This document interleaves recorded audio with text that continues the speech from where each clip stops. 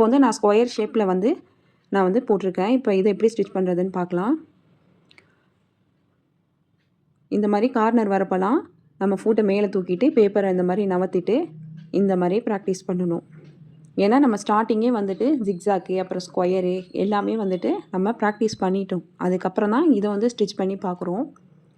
இதில் நம்ம நல்லா ஸ்டிச் பண்ணதுக்கப்புறமா துணியில் வந்து நம்ம ஈஸியாக ஸ்டிச் பண்ணலாம். இப்போ பாருங்கள், கார்னர் வந்தேக்கி நம்ம திருப்பிட்டு கரெக்டாக ஸ்ட்ரைட் லைன் போடுறோம். மறுபடியும் கார்னர் வந்துடுச்சு, நீடியில் இறக்கிட்டு இப்போ வந்துட்டு ஸ்ட்ரைட் லைன் போடுறோம். இப்போ கார்னர் வந்துடுச்சா, நீடியில் இறக்கிட்டு ஃபூட்டை மேலே தூக்கி பேப்பரை திருப்பிக்கிறோம். அதுக்கப்புறமா ஸ்டிச்சஸ் போடுறோம். ஸ்ட்ரைட் லைன் போட்டுட்டு மறுபடியும் கார்னர் வந்தேக்கி நம்ம வந்து நீடியில் இறக்குறோம். இது வந்து ரொம்ப ஈஸியாக இருக்கும். ஃபஸ்ட்டு உள்ள அந்த 5 ஸ்டெப் லைனும் நீங்கள் வந்து கற்றுக்கிட்டிங்கன்னா அதுக்கப்புறம் இது வந்து உங்களுக்கு ரொம்ப ஈஸியாக வந்துடும். இதெல்லாம் நீங்கள் பேப்பரில் ப்ராக்டிஸ் பண்ணதுக்கப்புறமா நீங்கள் வந்து துணியில் ஸ்டிச் பண்ணும்போது ரொம்ப பர்ஃபெக்டாக இருக்கும். நமக்கு துணியும் அந்தளவுக்கு வேஸ்ட் ஆகாது. இப்போ வந்து ஸ்கொயர் வந்து நம்ம முடிச்சாச்சு. இதுக்கப்புறம் பேக் சைடில் வந்து திருப்பி பார்க்கலாம். இந்த மாதிரி நமக்கு பர்ஃபெக்டாக வரணும். இந்த மாதிரி வந்ததுக்கப்புறம் தான் அடுத்த ஸ்டெப் அந்த ட்ரையாங்கிளுக்கு நம்ம போகணும். இதில் லைன் கரெக்டாக வரல, கொஞ்சம் கோணலாக ஆயிடுச்சுன்னா மறுபடியும் அதே அந்த ஸ்கொயர் ஷேப்பே போட்டு நீங்கள் வந்து ப்ராக்டிஸ் பண்ணுங்கள். உங்களுக்கு வந்து அந்தளவுக்கு பர்ஃபெக்டாக வந்ததுக்கப்புறம் தான் நீங்கள் அடுத்த ஸ்டெப்புக்கு போகணும். இதுக்கப்புறமா இந்த ட்ரையாங்கிள் ஒன்றும் இல்லை, நம்ம வந்து ஜிக்ஸாக்லேயே ப்ராக்டிஸ் பண்ணியிருப்போம். அது நமக்கு கரெக்டாக வந்துட்டாலே இந்த ட்ரையாங்கிள் கரெக்டாக வந்துடும். முக்கியமாக நம்ம அந்த கார்னரை தான் நல்லா ப்ராக்டிஸ் பண்ணணும். கார்னரில் எந்த அளவுக்கு நம்ம நீடியில் கீழே இறக்கிட்டு ஃபூட்டை தூக்கிட்டு பேப்பரை நவர்த்தி விட்டு ஃபூட்டை கீழே போடுறோமோ அதுதான் நமக்கு கரெக்டாக வரணும், நம்ம கண்ட்ரோலுக்கு வரணும்.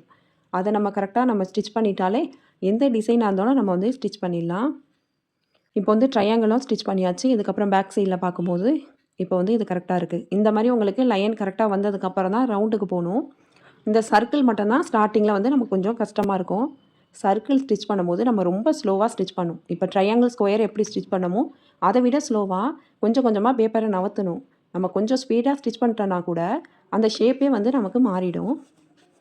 இந்த மாதிரி கொஞ்சம் கொஞ்சமாக அந்த பேப்பரை எப்படி நம்ம கையை நவற்றிட்டே வரணும். கொஞ்சம் நவத்தாமல் விட்டால் கூட அந்த ஷேப் வந்து மாறிடும். நீங்கள் கொஞ்சம் சின்ன பேப்பராக வச்சுருந்தீங்கன்னா உங்களுக்கு இன்னும் ஈஸியாக இருக்கும். எனக்கு கொஞ்சம் பெரிய பேப்பராக இருக்கிறதுனால நான் மடக்கி மடக்கி ஸ்டிச் பண்ண வேண்டியதாக இருக்குது. இந்த மாதிரி நல்லா ப்ராக்டிஸ் பண்ணிவிடுங்க. இன்றைக்கி நம்ம பார்த்த இந்த லைன் ப்ராக்டிஸை நீங்கள் நல்லா ப்ராக்டிஸ் பண்ணணும். இதுக்கு ஒரு வாரம் முழுசாக ப்ராக்டிஸ் பண்ணி தான் ஆகணும் அப்படின்னு அவசியம் கிடையாது. ஒவ்வொருத்தவங்களுக்கு ப்ராக்டிஸ் பண்ணுற ஸ்பீடு வந்து வேறு மாதிரி இருக்கும்.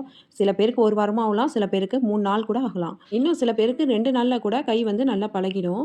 உங்களுக்கு இந்த லைனில் கார்னர் எங்கே வரணுமோ அங்கே சரியாக வரணும், கர்வ் எங்கே வருதோ அங்கே வந்து ஸ்மூத்தாக கொண்டு வர முடியுதா, மிஷினை வந்து நல்லா கண்ட்ரோல் பண்ண முடியுதா அப்படின்னு உங்களுக்கே ஒரு கான்ஃபிடென்ஸ் வந்துருச்சுன்னா சின்ன துணியை எடுத்துகிட்டு அதை மிஷினில் வச்சு எப்படி லைன் ப்ராக்டிஸ் பண்ணுறது அப்படின்னு பார்க்கலாம்.